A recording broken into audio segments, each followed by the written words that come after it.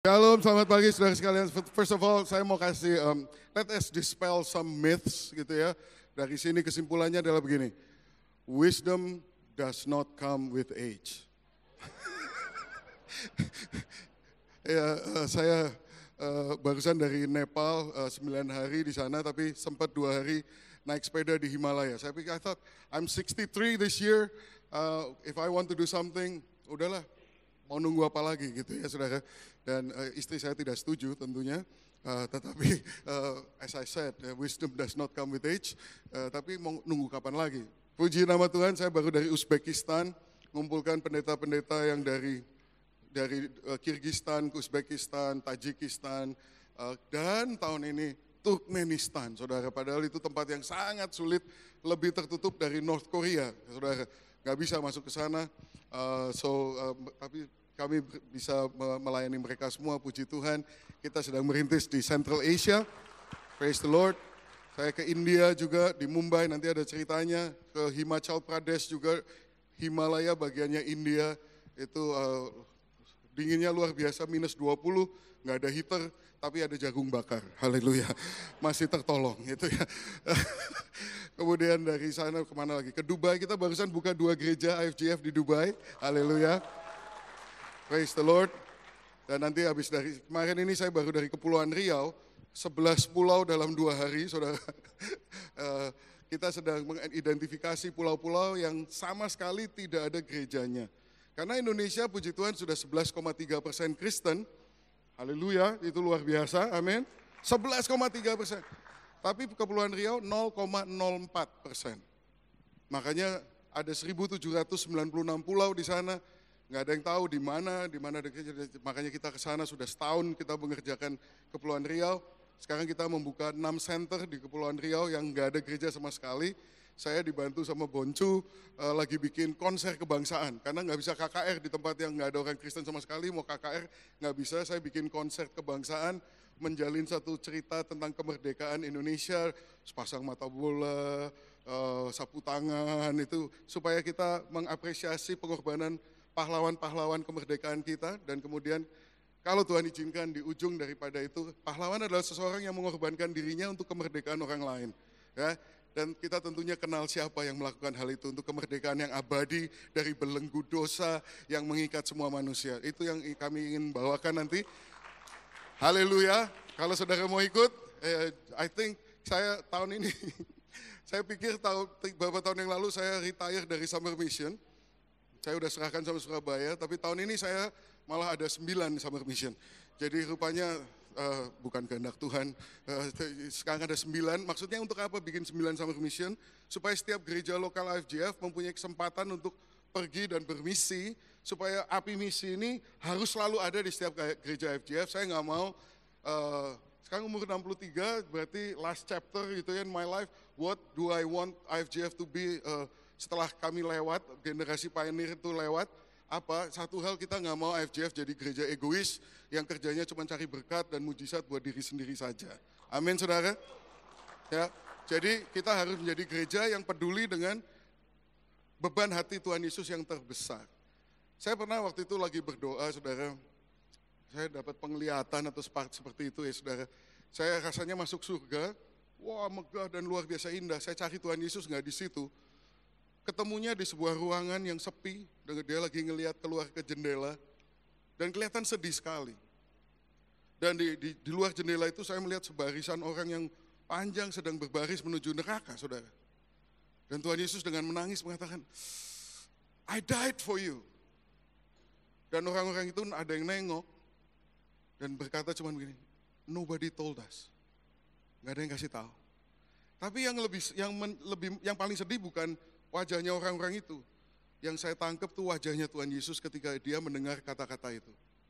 Karena dia sudah mati buat mereka, tugas untuk memberitakan berita ini diberikan kepada gerejanya. Sekarang udah 2000 tahun, nggak selesai-selesai saudara. Di Indonesia 7.000 orang itu yang meninggal setiap hari, bukan karena menolak Yesus, tetapi karena mereka tinggal di daerah-daerah di mana Injil itu tidak ada. Ya, saya bicara tentang Kepulauan Riau, saya bicara tentang Sumbawa, saya bicara tentang Aceh, saya bicara tentang Sumatera Barat, saya bicara tentang di Sulawesi. Contohnya simpel aja, Kabupaten Toraja. Kalau menurut misiologi itu kan, kalau saudara mau semua orang terjangkau itu berarti ada satu gereja di setiap kelompok 1.000 orang yang homogenius gitu ya. 1 in every 1,000 homogeneous people group. Di Toraja ada 300.000 orang. Mestinya ada 300 gereja, terjangkau lah Toraja. Sekarang ada 1086. Berarti lebih dari terjangkau. Itu bagus, nggak apa-apa. Masalahnya sebelahnya persis, Sidrap, Kabupaten Sidrap nempel. Itu jumlahnya sama penduduknya, tapi 0 gerejanya. Enrekang sebelahnya, nempel juga. Nempel juga sama Toraja. Jumlahnya juga sama, 0 juga. Nah, semestinya ini menjadi suatu keprihatinan bagi kita semua. Nggak sekedar hanya buka gereja di mana bisa laku kayak orang buka toko. Tapi kita mesti dengan intentional melakukan pengorbanan dan usaha yang extraordinary. Seperti yang kami lakukan ini di Riau. Nggak gampang, satu pulau isinya 500 orang. 500 orang. Masuk ke situ aja susah karena dicurigai. Kalau cuman bawa sembako, baksos, itu udah modus dianggapnya, udah tahu mereka. Nggak bisa begitu, harus cari cara. Gimana? Oh, di sana butuh alat-alat pancing, kalau mau beli harus pergi ke Batam jauh. Kalau kita jualan di situ dengan harga yang sama dengan di Batam, mungkin kita akan diterima dengan baik. Haleluya. So, itu sekedar yang saya ingin sampaikan, apa yang sedang saya lakukan dan kenapa saya ada di sini.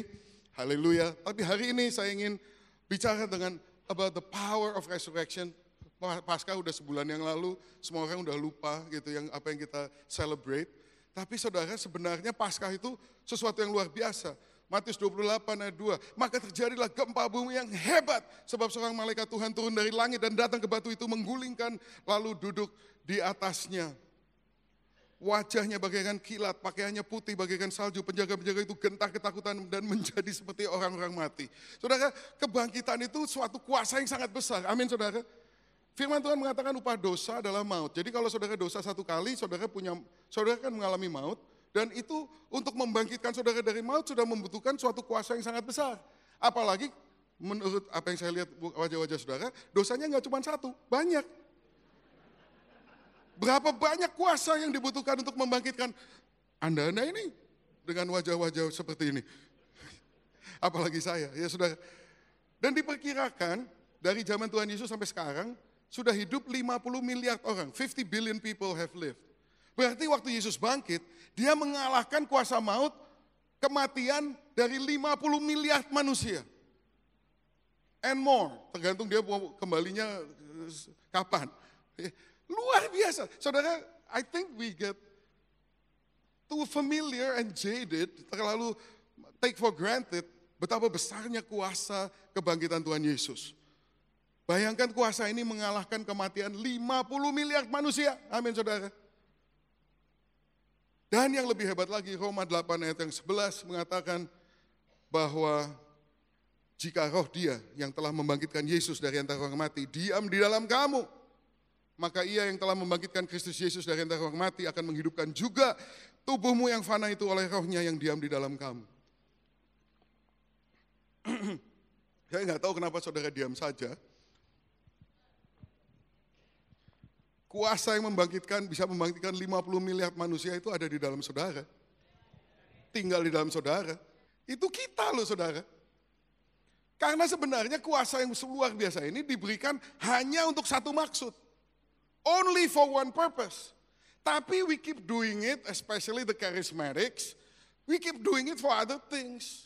Khususnya mujizat lah, kesembuhan lah. Loh saya ini percaya kesembuhan, saya ngalamin 20.000 kesembuhan dalam KKR yang dan at least 20,000. I believe in kesembuhan. Tapi sebenarnya I think mungkin di kalangan kita karismatik ini sedikit terlalu dijadikan pusat perhatian menurut saya.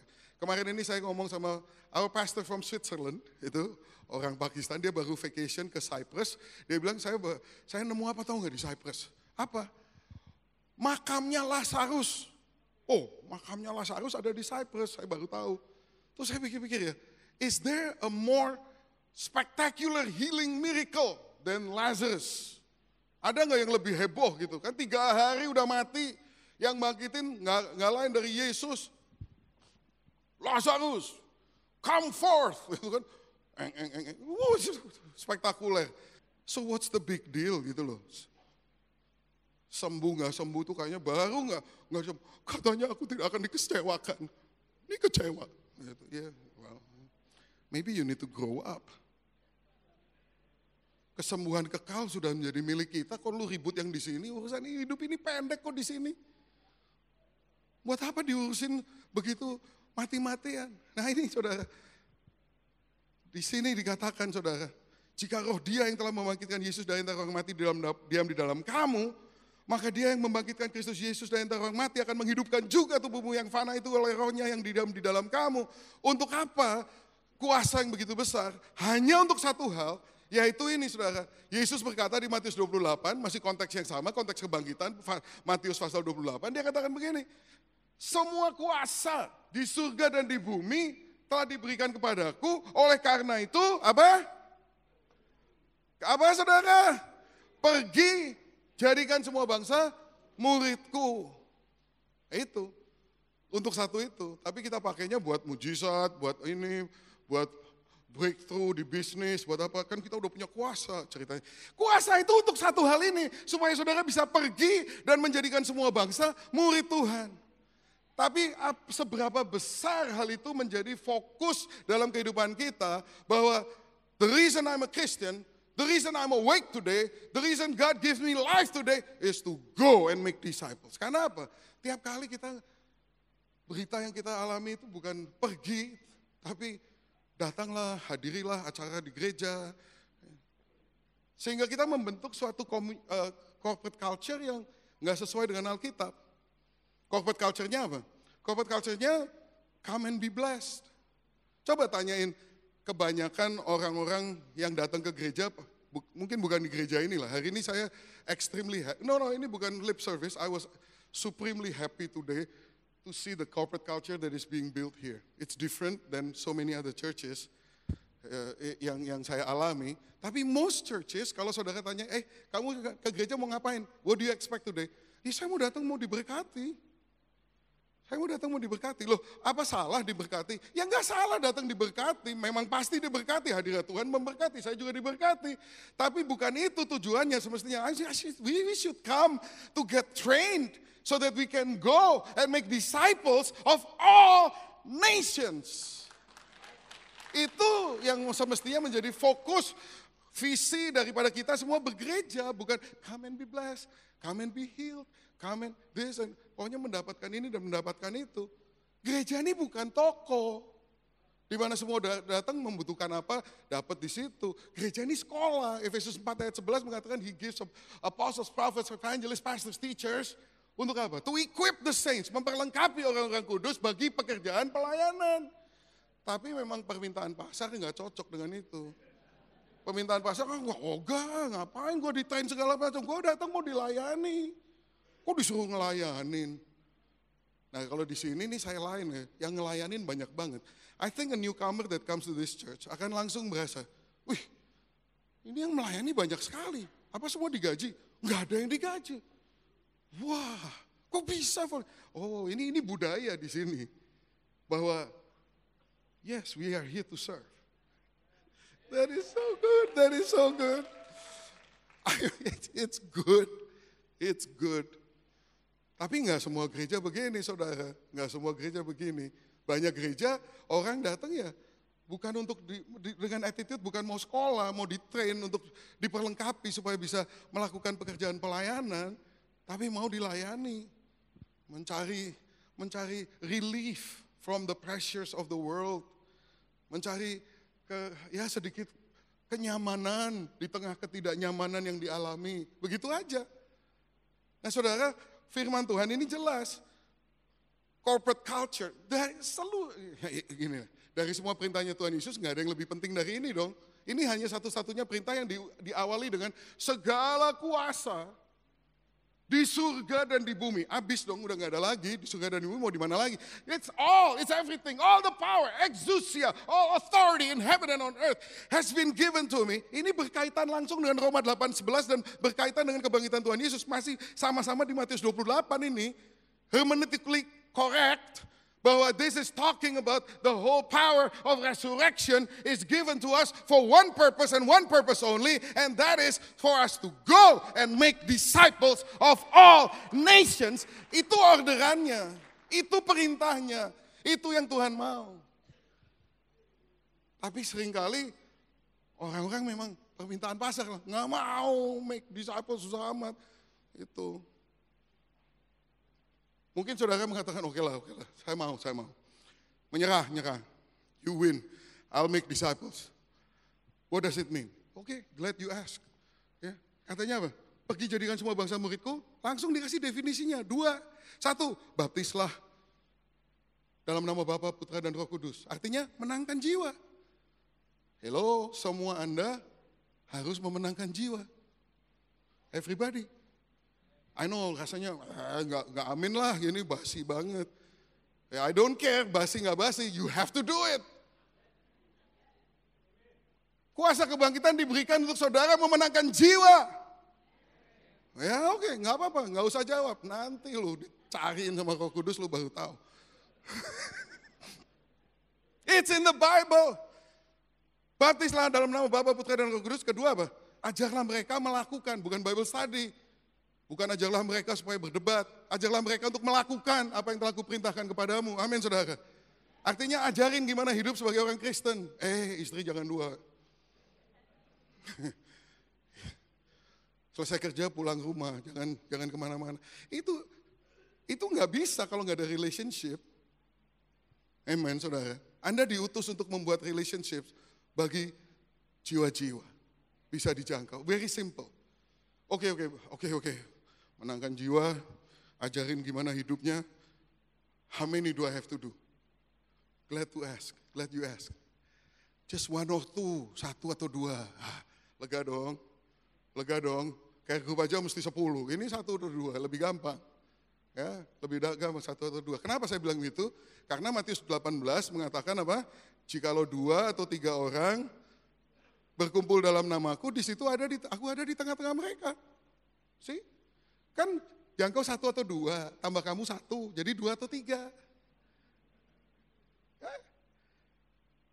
Taunya gimana bahwa ini berhubungan dengan Matius 28?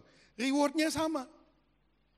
Matius 28, pergi jadikan semua bangsa muridku, baptislah, ajarlah, habis itu apa? Ketahuilah aku beserta kamu sampai akhir zaman. Penyertaan Tuhan. Ini kalau 2-3 orang berkumpul, aku ada di tengah-tengah mereka. Penyertaan Tuhan. The presence of the Lord is the earmark of the church. Hadirat Tuhan itu tanda jaminan bahwa itu gereja. Jadi gereja itu 2-3 orang saudara. Nggak harus begini baru gereja. 2-3 orang di rumah. Ya di kafe juga boleh lah, di mana saja. Pokoknya 2-3 orang dalam namaku. Maksudnya apa dalam namaku? Artinya melakukan, ya bukan cuma 2-3 orang ngumpul terus gaple gitu. Enggak saudara. Tapi 2-3 orang ini melakukan apa yang dilakukan gereja mula-mula. Apa yang dilakukan? 4, glad you asked, 4 things, 4 hal. Kisah 2 ayat 42. Mereka bertekun di dalam pengajaran rasul-rasul dan dalam persekutuan. Dan mereka selalu berkumpul untuk memecahkan roti dan berdoa. 4 hal yang dilakukan. 1, bertekun di dalam pengajaran rasul-rasul. 2, bersekutu. 3, memecahkan roti. 4, berdoa. That's what you have to do. Semuanya mengerti? You think you can do it? You think you can do it? Pengajaran rasul-rasul. Number 1 adalah firman Tuhan. Hanya firman Tuhan punya kuasa untuk bisa merubah orang. Yesaya 55 mengatakan firmanku itu seperti hujan dan salju yang turun dari langit, menumbuhkan tumbuh-tumbuhan sampai berbuah. Itu cuma firman Tuhan. Khotbah nggak bisa bikin begitu. Firman Tuhan yang bisa berbuat begitu. Firmanku yang keluar dari mulutku tidak akan kembali dengan sia-sia, tapi akan melaksanakan apa yang ditugaskan. Selesai saudara. Only the word of God can do that. Jadi corporate culture di gereja harus jelas bahwa it's expected bahwa kita semua harus makan firman Tuhan sendiri-sendiri setiap hari. Itu harusnya jadi corporate culture-nya. Tapi kalau kebanyakan gereja, itu people are addicted to sermons, not to the word. People are addicted to the preachers, not to the word. Dan corporate culture-nya dibentuk begitu juga. Saudara-saudara, minggu depan datang beramai-ramai bawa teman-teman dan tetangga-tetangga karena ada pendeta ini datang dari Hong Kong atau dari mana dan dia luar biasa dipakai. Fokusnya kepada hamba Tuhannya terlalu banyak menurut saya. Hamba Tuhannya terlalu dijadikan, nah itu memang human nature, permintaan pasar begitu. The market wants celebrity, buktinya di musik, di movie, sports.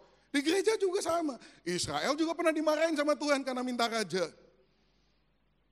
Ingat gak? Tuhan marah loh, kamu nolak aku. Kan aku rajamu. Iya tapi kita gak suka connect with God.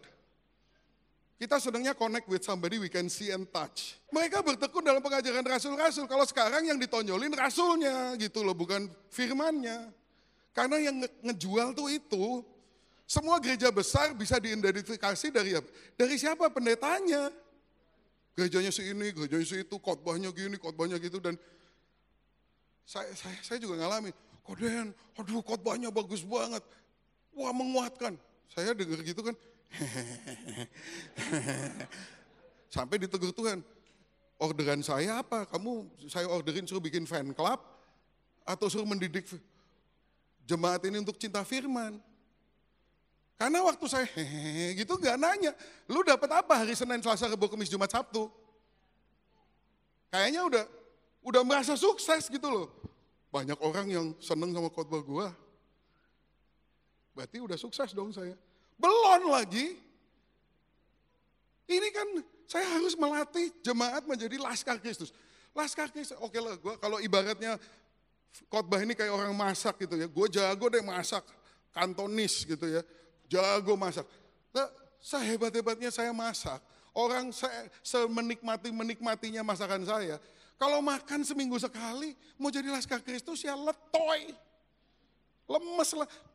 Biarpun gak seenak hari Minggu, mereka harus bisa masak dan makan tiap hari.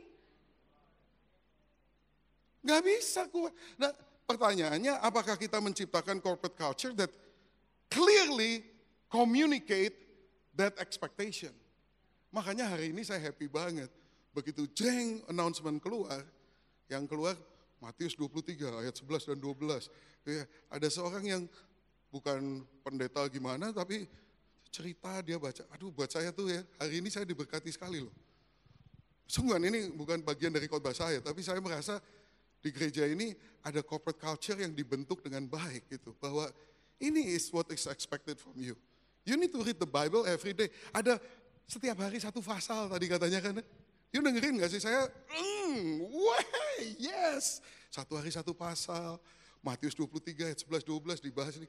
Ngambil waktu yang sangat berharga. Gue aja cuma dikasih waktu pendek sekali. Sebentar lagi gue diusir sama keyboard player gitu loh. Tapi tadi diambil waktu itu. Tadi diambil waktu untuk ngasih tahu. Shaping a corporate culture. You're supposed to read satu chapter satu hari. Minggu lalu Matius 23 tuh.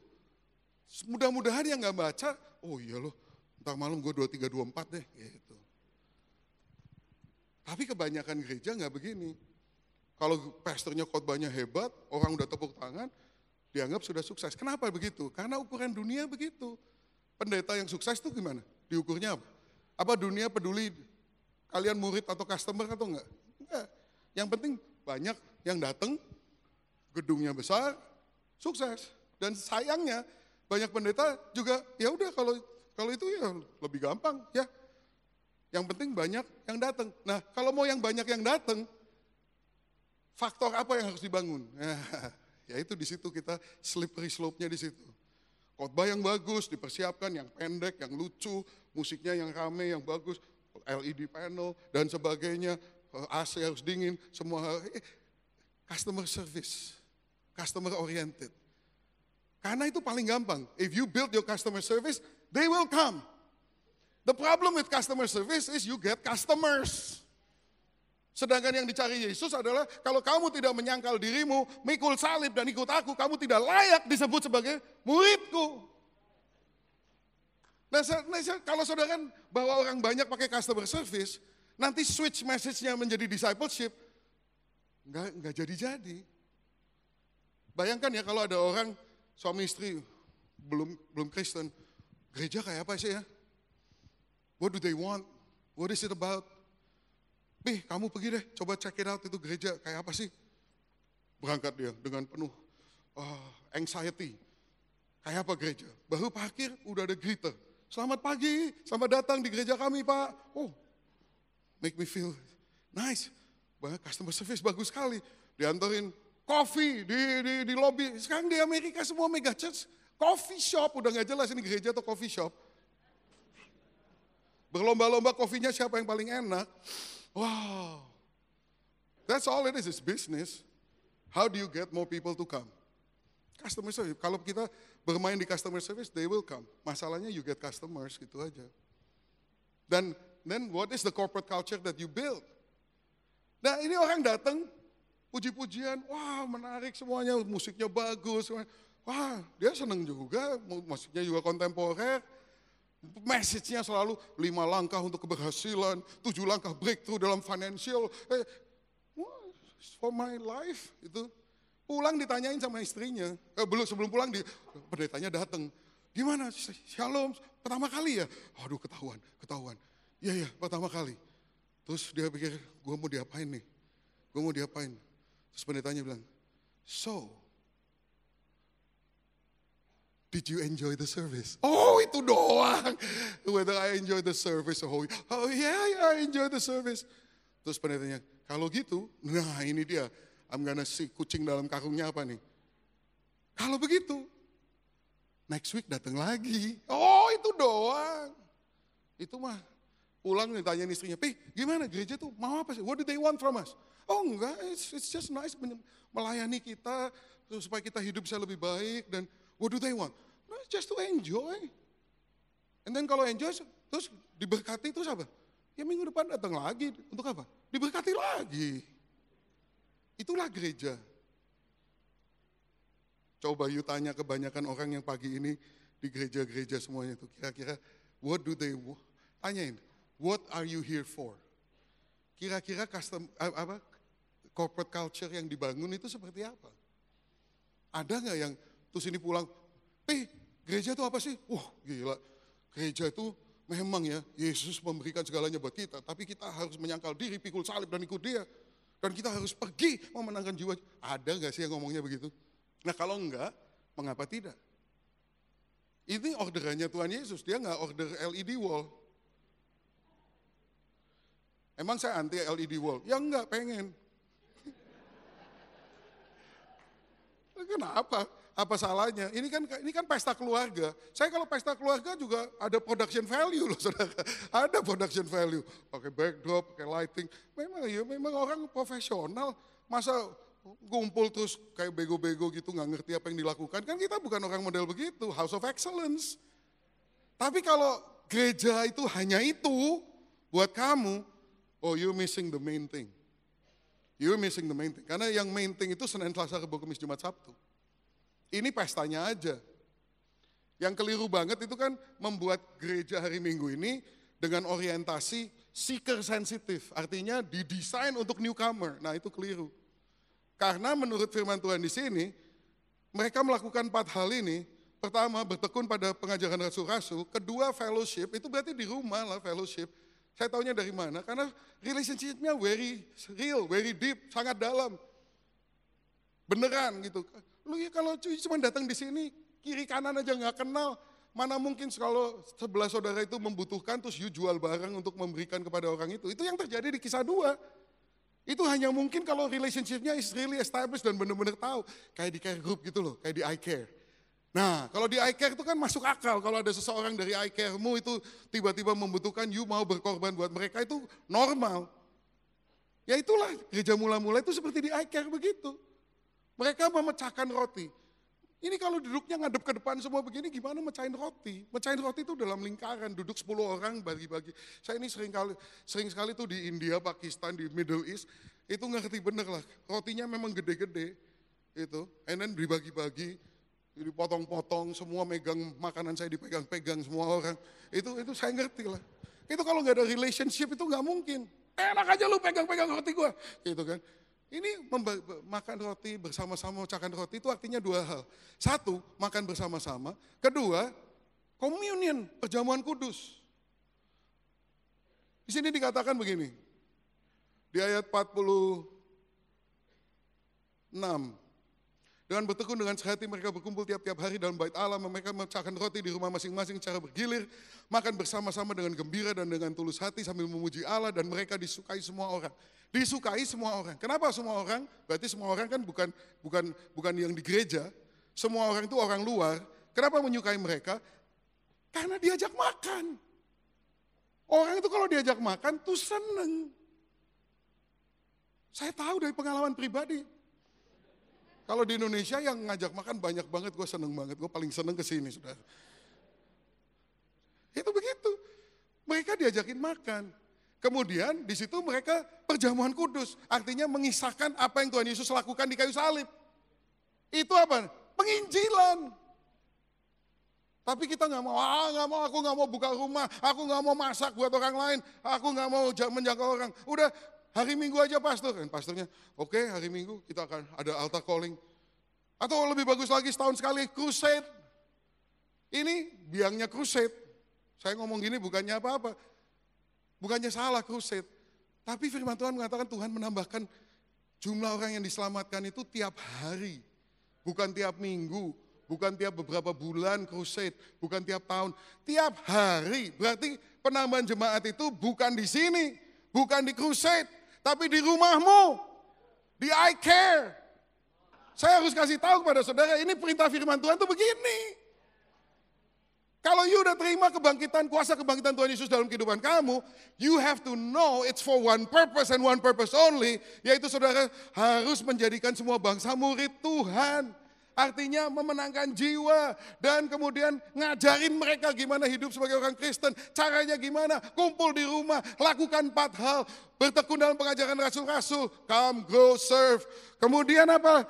Bersekutu yang benar, bangun hubungan benar, bukan surface tapi peduli benar satu dengan yang lain. Ketiga, memecahkan roti, undang orang lain, ajak makan, ceritakan tentang Tuhan Yesus. Berdoa, doakan masing-masing. Itu semua harus kita lakukan. Amin saudara. Haleluya. Jelas gak sih khotbahnya? Saya buktikan ya. Kebanyakan church culture gak begini. Nih people's expectations for the church. Next slide. Miracles, good worship, good sermon, coffee, food, comfortable place, parking. Kita semua ada di sini. Gitu ya.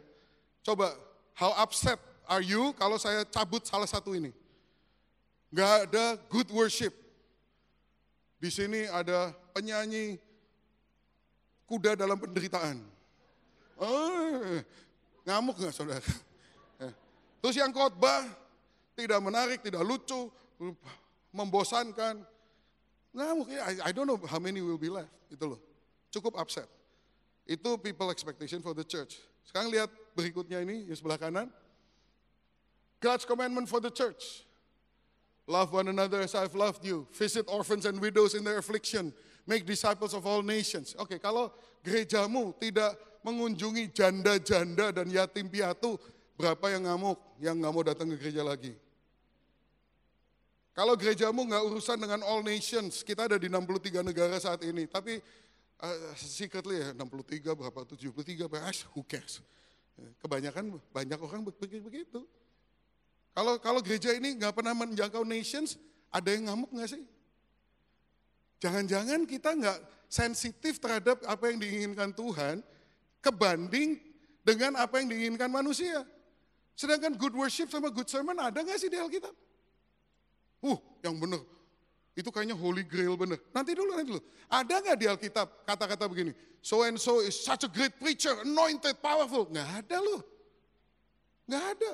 Yang ada Paulus ngomong begini, aku tidak datang dengan kata-kata yang indah, I don't come with eloquent words, terus dia tambahin gini, supaya jangan, so that I do not make the gospel, the power of the gospel ineffectual.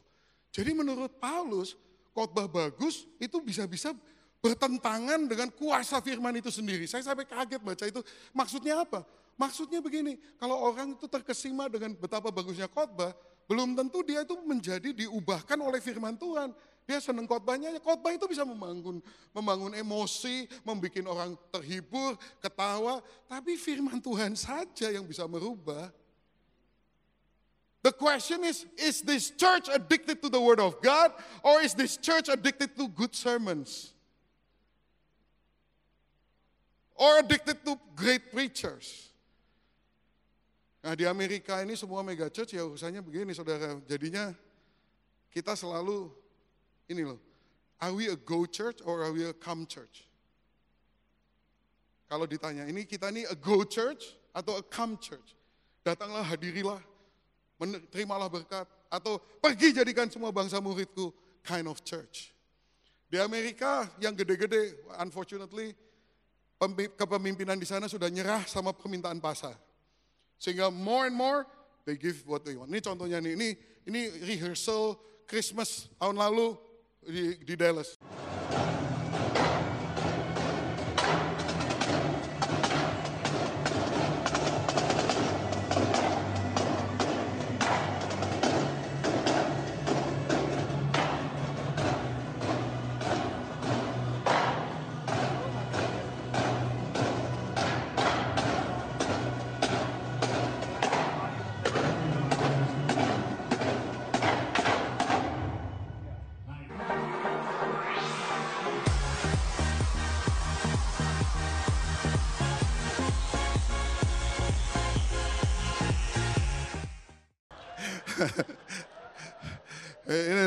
The next one, ini di Florida ini beneran loh saudara. Welcome everybody to Church by the Glades.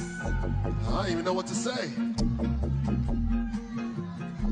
You worshipped so well. Y'all did. It sounded beautiful. Let me make a couple introductions here. My name is Morticia Adams. And this is my Uncle Fester. No. Come join the dysfunctional family. Hi, Cousin Ed. Cousin Ed, let me ask you. How far you want to go? Is that a keratin treatment? Adam's family becomes a theme. Okay, next one. You thought it's a circus? Well, there is an actual circus here.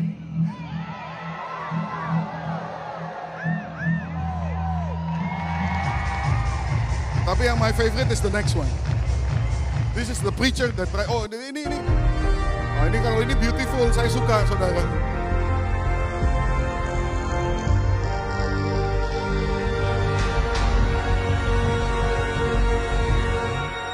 Tapi saudara sadar nggak bahwa semua ini, you suka nggak suka, it's all substitution for the real thing. Tapi yang favorit saya ini next one ini. Let's go! The devil tried to block me, tried to stop me, but no.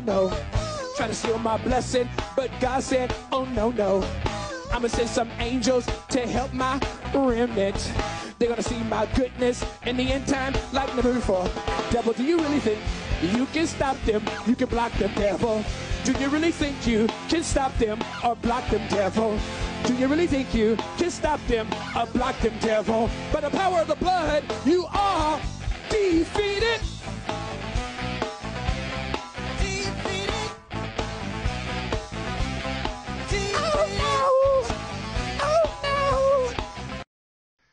So, how far you want to go sih, gitu loh. Kalau you cater to the people, sebagai pemimpin kan kita harus tahu kita ini businessman atau pemimpin gitu. Kalau businessman gampang, mau sukses, what they want, you give and give it well. Kalau pemimpin kan harus tahu permintaan apa yang nggak perlu diturutin. Gitu. You harus baca firman sendiri. Maunya apa? Khotbah yang bagus pastor, saya terhibur. No. Mulai sekarang khotbahnya yang jelek-jelek aja, biar semua frustrasi baca firman sendiri-sendiri. Udah begitu. Lecrae, tahu Lecrae? Ini he has something good to say. Listen to this. All right, let's talk about it. I watched the Hillsong documentary, and I've seen all the tabloid conversations about different pastors and different things, and so let me give you my 2 cents. I think personally that mega churches create some crazy challenges for people in terms of spiritual formation, discipleship, and pastoral care. Right? I mentor a lot of younger believers, and right now I notice that they are far more influenced off of the social majority, social media, clout culture, than they are from a consistent community of believers that are integrated in their lives. As long as they show up on Sunday to the Sunday situation amongst 2,000 other people, it appears like they're good, right? And unfortunately, like today's modern church, it kind of follows this structure of an American business institution more than it is like a community that is shepherded by leaders and sharpened by a community. The focal point is like this great day of presentation, of oratory, speeches, musical production. And there's nothing wrong with that, but it's usually just that and not this consistent community of people who are walking through life together. So I don't have anything against the megachurch. I just think it presents some crazy challenges because oftentimes when you're trying to build a business, the end goal is capital growth. But when you're trying to build a church, it's spiritual growth. Just my 2 cents. See, the church is not a business. The church is a body, the body of Christ. Masalahnya begini, saudara. If the body becomes a business, it's called prostitution. So, that's what I have against seeker-sensitive strategy.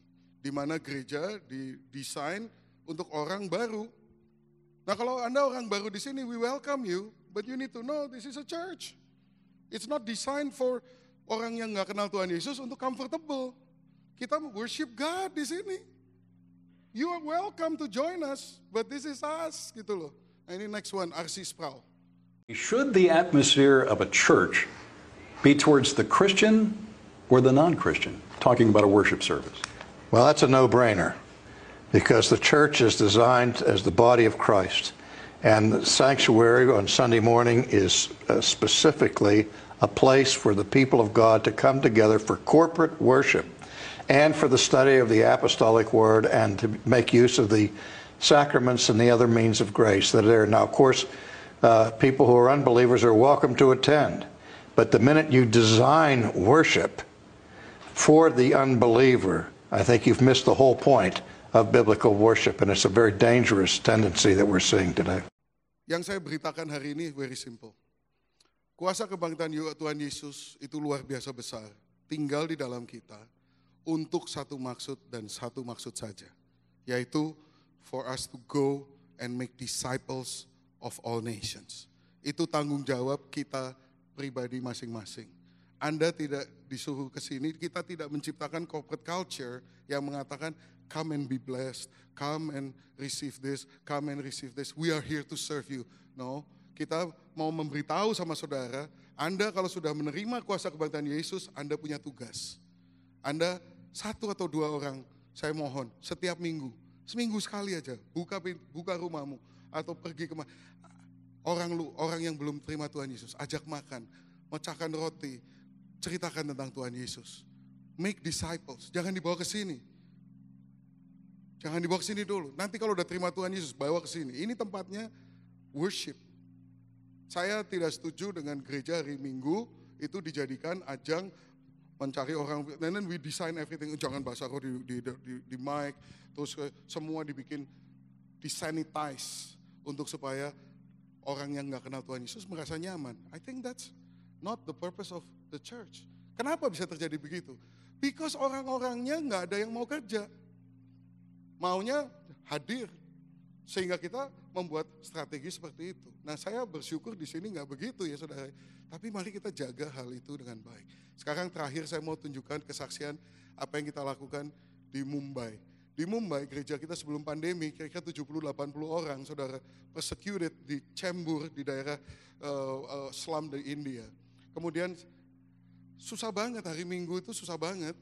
Jadi saya bilang, udahlah, forget hari Minggu, kita buka gereja rumah aja. Nah, waktu kita katakan demikian, mereka mengatakan, ya kita mengadakan penginjilan, one-on-one, pemuritan, terjadi saudara. Saudara tahu selama pandemi ini, gereja kita yang 80 orang tadi itu, baptis 11.200 orang. Dan membuka 842 I Care. 842 house church. Dan ini saya akan tunjukkan, ini pemimpin. Jadi dari pastor kita 1, dia punya 7 orang di bawahnya. Di bawah 7 orang ini ada 55, di bawah 55 ada 842. Dan yang 55 ini saya tunjukkan, saya interview yang 55 ini. So if you are overseeing more than one house church, can you lift up your hand? जर तुम्ही एक पेक्षा जास्त घरामध्ये प्रार्थना घेता तर आपला हात उंच करा. All right. How many are you overseeing? तुम्ही किती घरामध्ये जाऊन प्रार्थना घेता? 12. How about you? 4. 4. How about you? 6. 5. 5. About 20. 20. Okay. 20. 7. Anybody here? More than 30. 10. 35. Huh? 35. 35 house church. Wow. 3. 4. 2. 5. 5. 10. 10. 3. 4. What? 40. 40. 6. 4. 2. 3. 7. 2. 50. Huh? 50? 50 house church. How can you do that by yourself? You need to have more people working for you.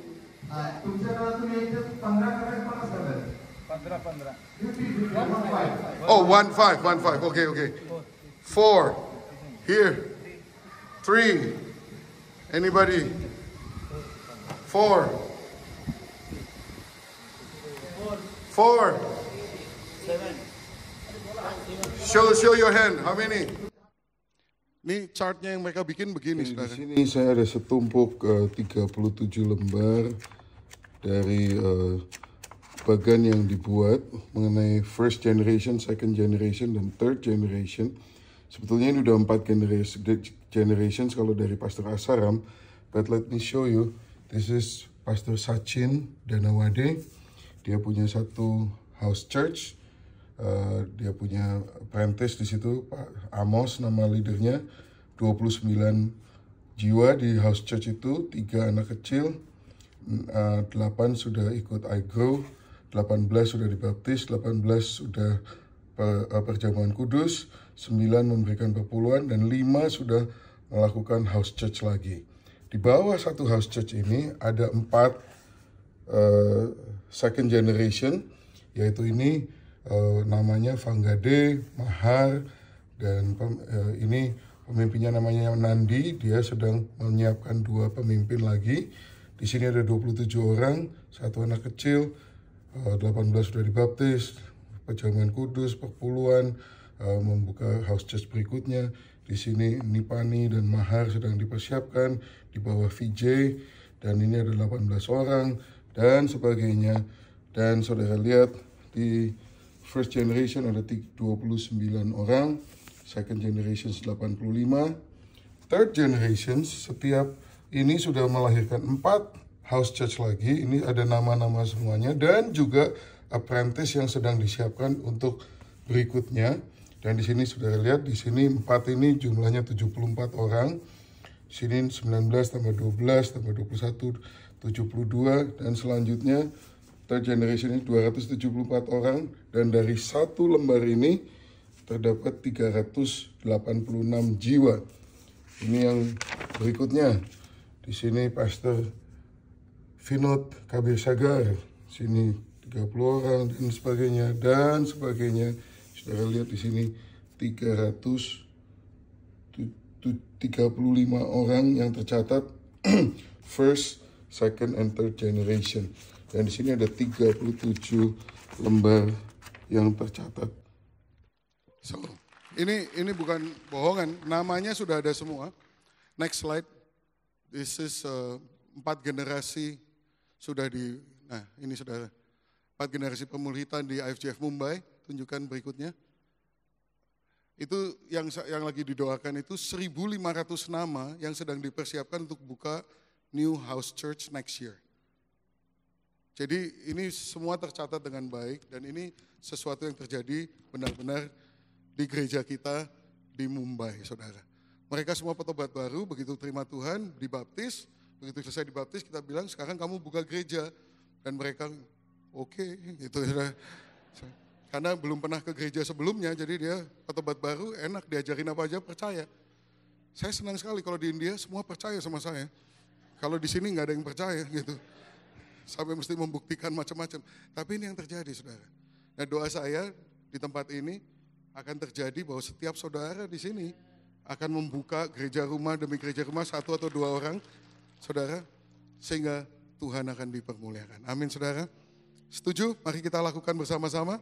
Ya, mari kita bangkit berdiri. Inilah hidupku, ku serahkan padamu segala cita-citaku, masa depanku, jadikan milikmu,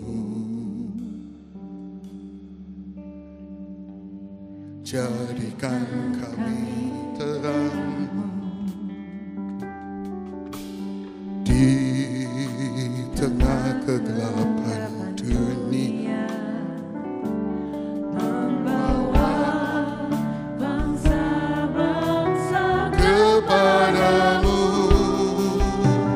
Tuhan, ini kerinduanku, bagimu Tuhan seluruh hidupku.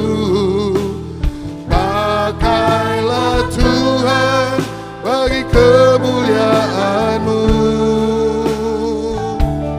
genapi seluruh rencana-Mu, sampai bumi penuh kemuliaan-Mu. Sekali lagi jadikan ini sebagai doa kita.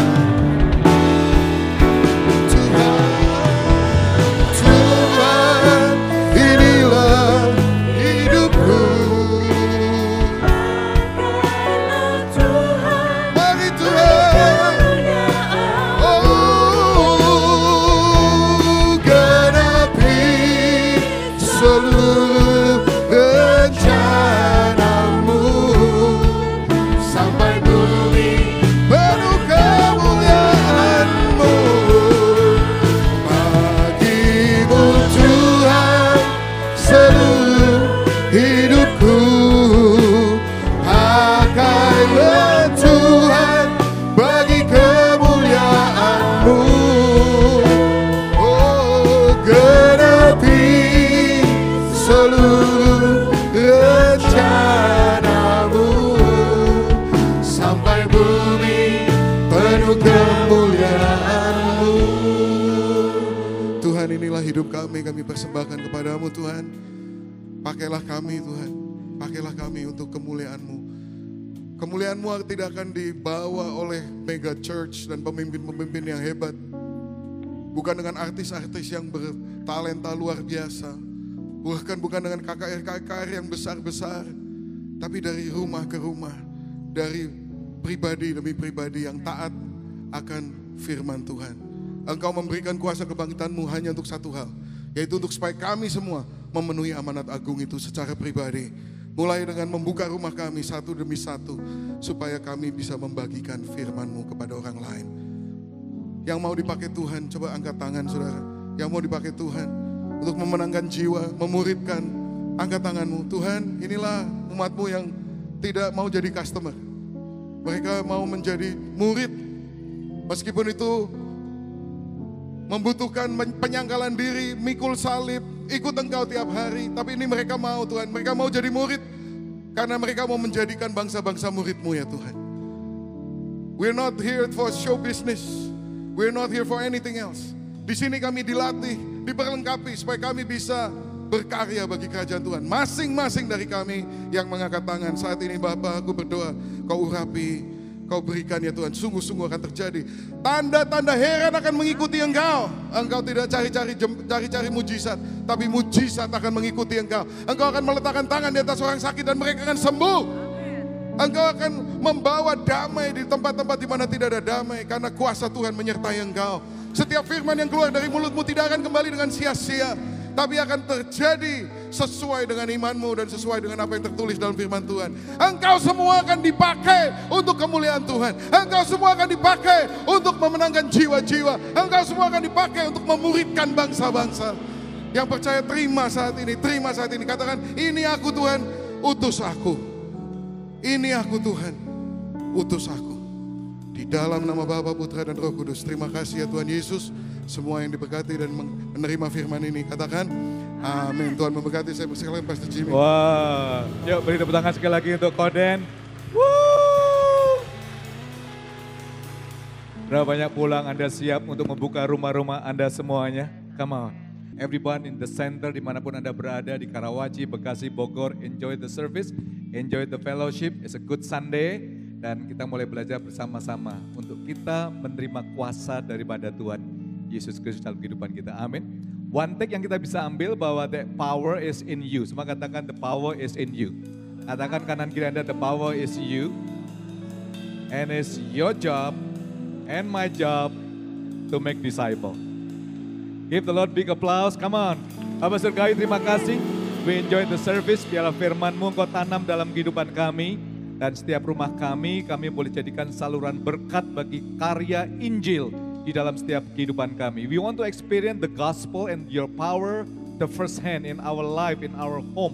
Dalam rumah kami, dalam kantor kami, tempat kami kerja, di kuliah kami. Tuhan, in every relationship in the sport center.